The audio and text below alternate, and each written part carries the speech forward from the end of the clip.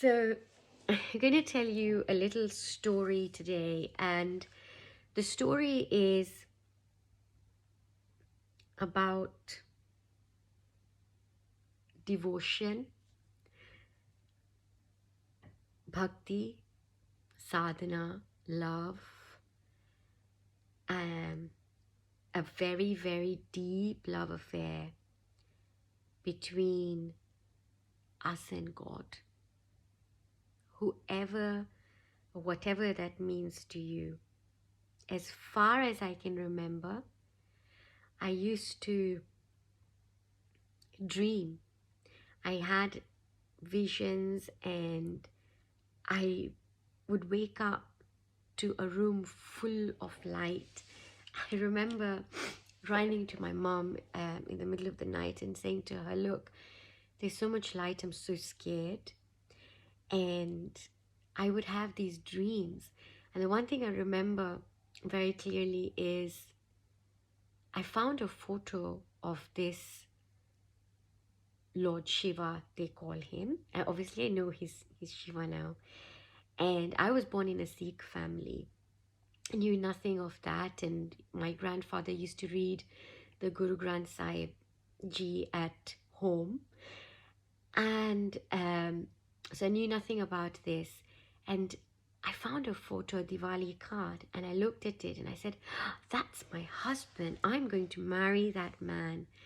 And I told my mom. And my mom said, "No, we don't say that. He is worshipped by the Hindus."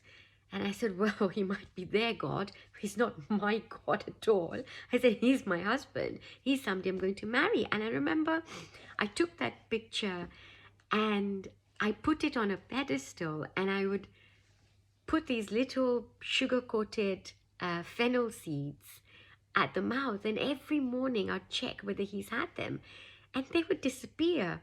And my parents thought it was hilarious. I mean, they said, "Oh, maybe this went or that went or something took it." But to me, I believed that he ate them. And I would insist on going to bed wearing a little bit of lipstick, and that I want my husband's coming to see me and I'm going to see this Shiva. Anyway, years passed and I always felt that there was more, and I was drawn towards towards God, towards anything divine, whether it was listening to the azan, whether I was listening to the kalma from the Quran. I could hear it because where we lived, you could actually hear it on speaker, and I loved it. I found it so soothing.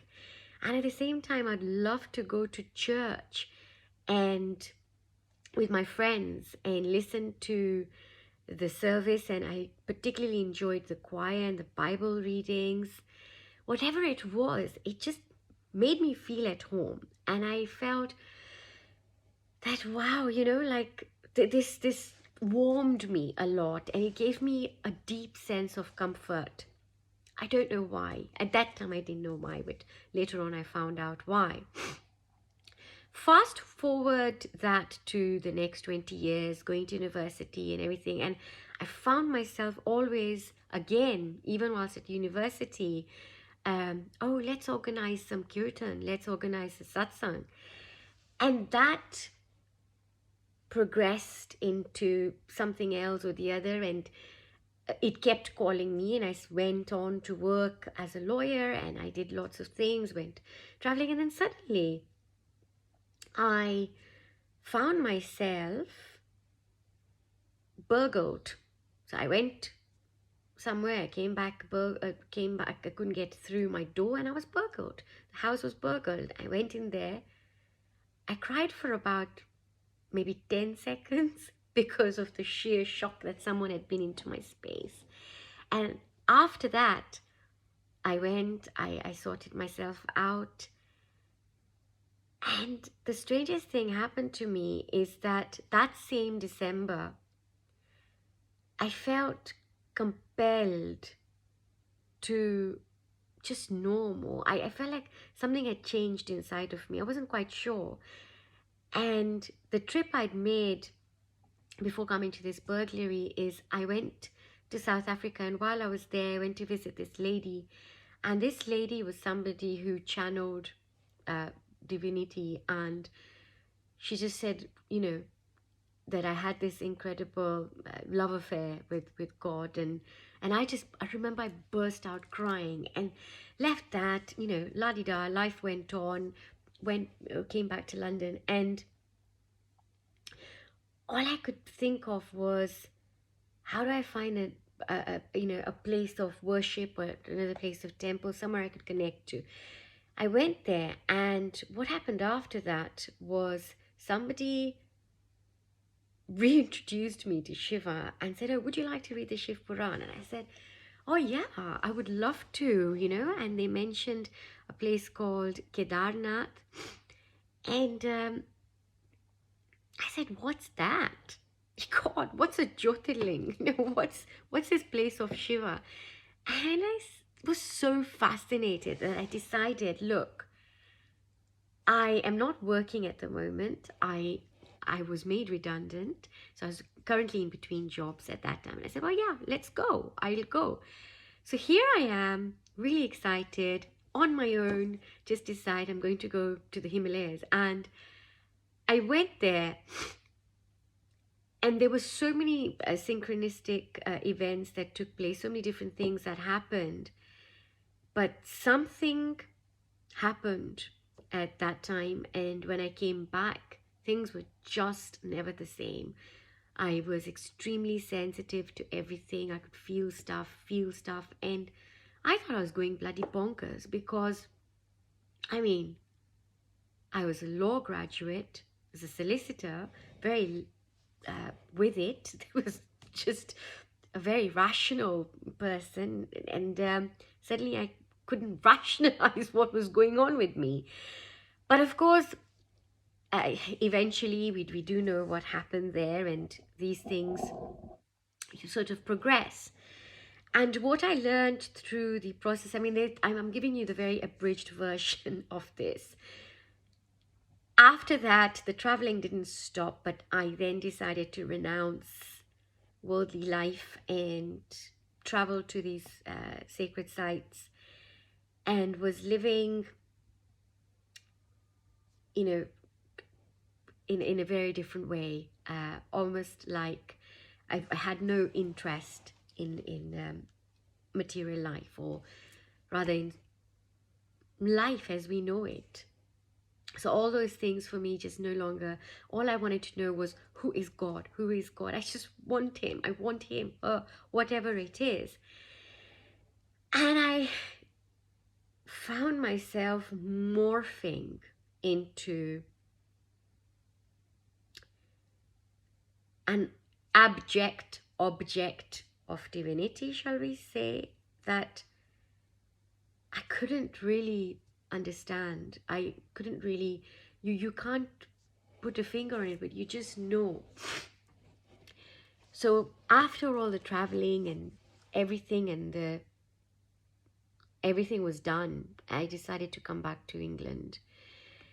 I came back here, and what was I to do? The only thing I knew how to do was to go back and become a lawyer, go back and resume my legal practice. But suddenly I stopped functioning. I just started feeling extreme exhaustion. So much so, but then I would wake up at 2:30 a.m. every day. I would go to sleep by 7, or I just couldn't relate to human drama. And there was lots of things that happened. And I thought, how am I going to get a job? Right? And I was applying for jobs. But my heart, and I felt like there was such a huge change of consciousness that there was just nothing I could do. And a huge part of me kept feeling that things will happen as they're meant to happen. Don't force it. And so my family helped me, and then it was getting even worse, and I just didn't know what to do. eventually it came to a point where I couldn't really fathom physical reality, but I was like a robot. I could manage doing little things, making my cup of tea and everything, and then other than that, I just literally had this energy passing, going up and down, and me going through this amazing process and doing this stuff. But just imagine like getting this instant flight ticket to this place, and you're just stuck in that altered state. And I lost a lot of weight, but I felt amazing. But at the same time, not quite with the human drama. Although I was very sensitive to people, a little bit more than my normal self. Eventually, I came out of it. But when I say I came out of it, did I come out of it as the same person? No, I didn't. The reason why I've given you this very long-winded story is, if you can accept that you're not going to be the person that you were when the journey started, and that wherever you think that, oh, I've come out of my journey, is possibly not the end of the journey, and that you're constantly going to be evolving, and give yourself that gift of flexibility and just surrender to this process, right? And work on your mind as much as you need to work as you're coming back to gross reality, because that will hit you. If you've got issues that were unresolved, returning to gross reality will mean that you do resolve them. The lower you come into the vibration or the dimensions, the more you're working on that. And for a smooth transition, drop the expectations, give yourself a lot of flexibility, give yourself a lot of freedom, and most importantly, accept this new version of yourself and trust that your needs will be met, because you already received the biggest gift that you could have, which is the gift of sight, the gift of insight. Look after that gift, honor it, and be grateful to it. Lots of blessings. Thank you.